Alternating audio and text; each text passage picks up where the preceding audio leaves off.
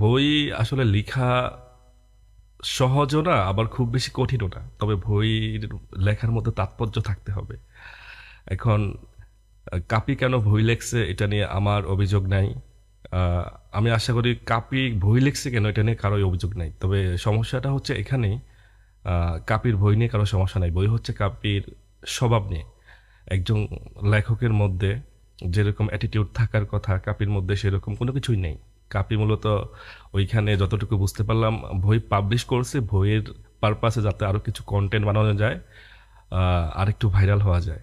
এখন অনেকে বলবে যে কাপির ভাইরাল হওয়ার মতো কি আছে? ভাই, ভাইরাল হওয়ার মতো অনেক কিছু আছে। যে ভাইরাল হয় সে সবসময় ভাইরাল হয়ে থাকতে চায়, সে কখনো চায় না যে মানুষ তাকে ভুলে যাক। তো আমি জানি না যে আদৌ এই বই থেকে কিছু শেখার আছে বা নেওয়ার আছে কিনা। কারণ মানুষ বই পড়ে মূলত দুটা কারণে।